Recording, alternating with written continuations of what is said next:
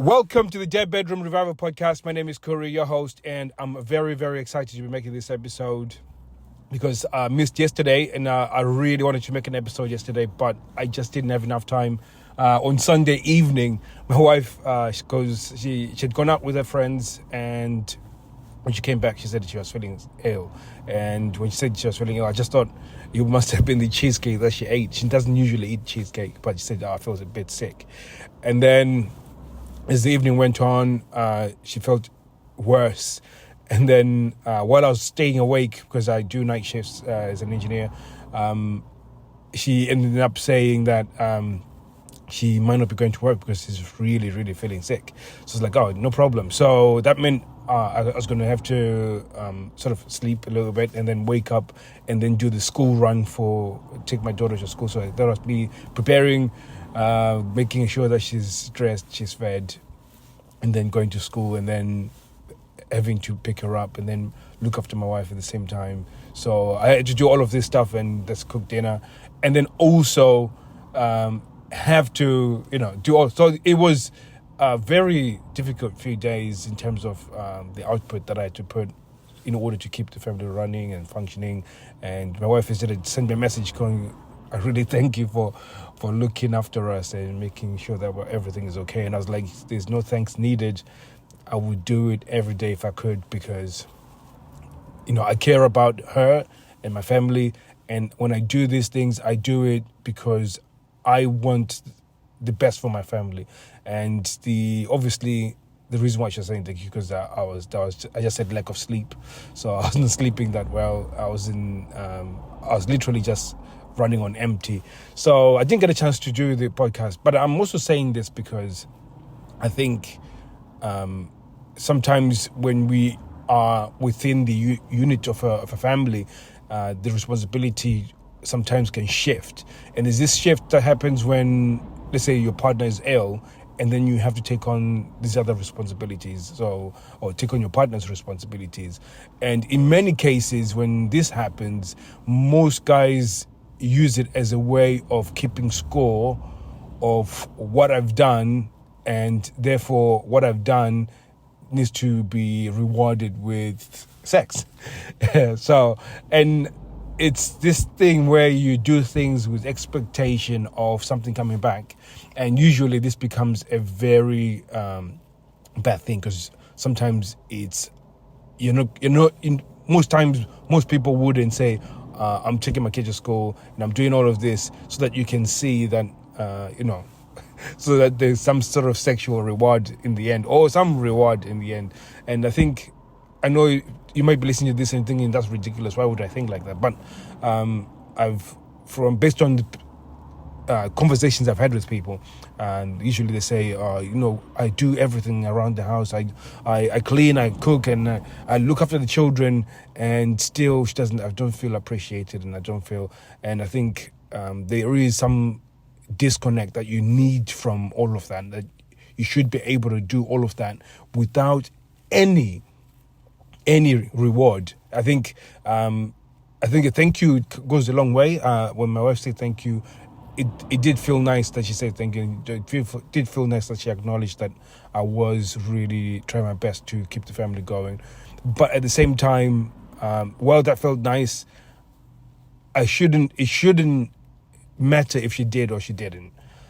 And this is where I'm trying to get at, that you have to be totally divorced from the whole notion of I'm doing this, so therefore you might need to reciprocate. You might need to do the same by affection or sex, or because I think we get into this sort of caught up in this thing where you have to prove yourself to be really good as a husband or really supportive or really, and a lot of that is an unwritten contract that you've made in your head that your partner is unaware of. So you feel like if you do all of these other things in order to impress them, and then they're not impressed, all of a sudden you're hurt and you feel unworthy and all these other negative feelings.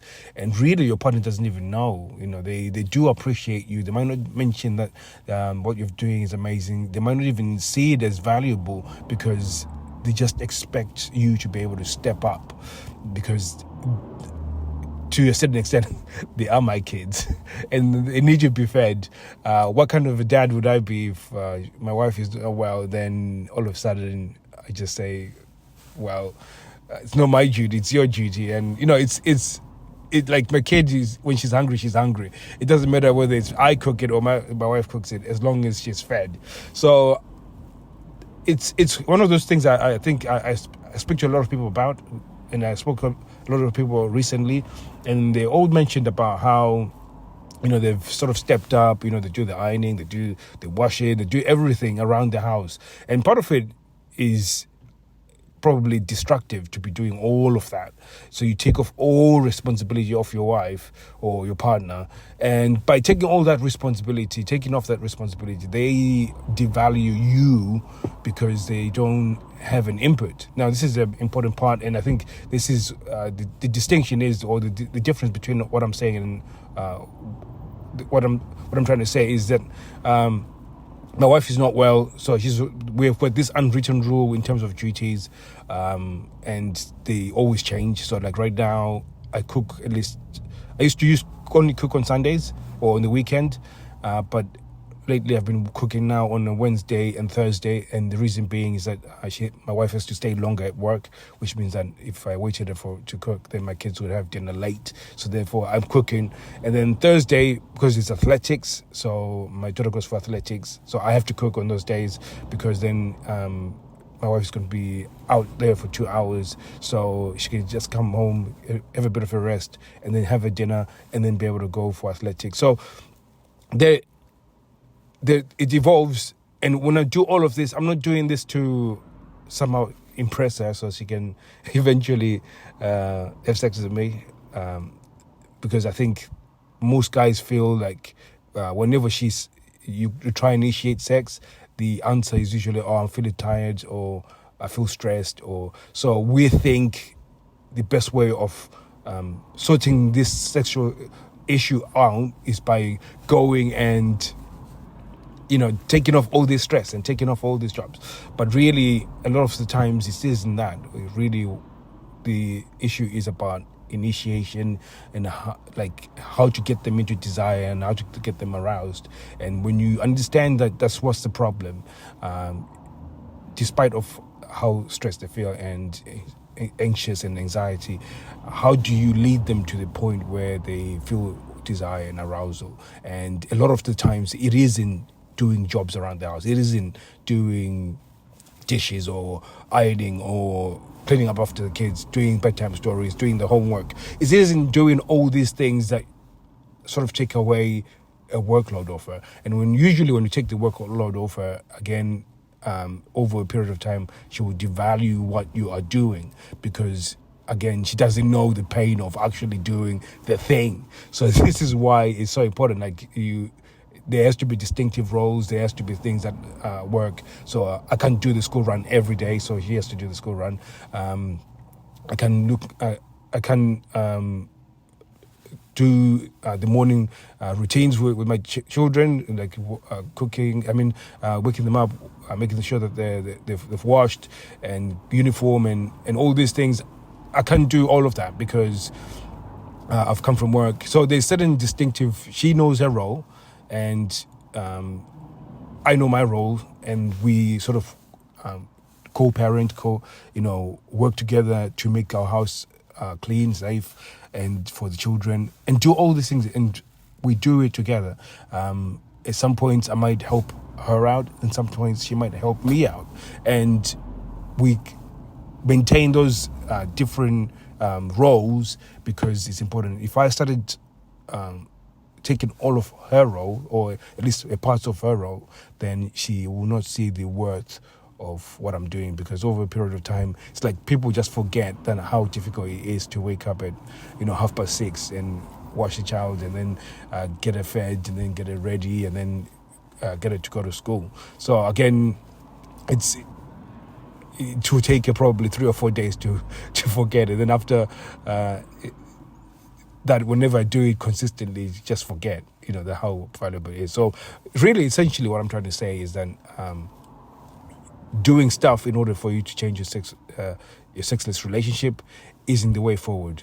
The way forward is definitely understanding what are the things that are blocking her from feeling desire, feeling arousal.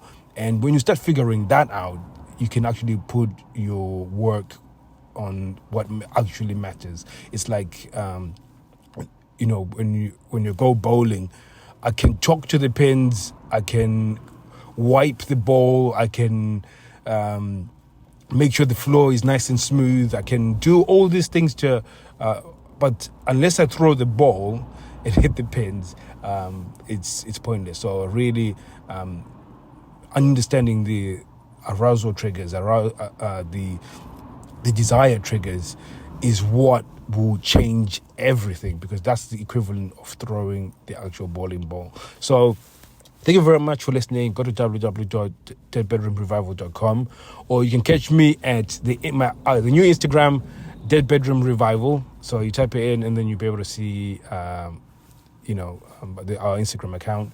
If you've got any questions, you can DM me and I'll be able to get back to you. So thank you very much. Speak to you soon. Take care.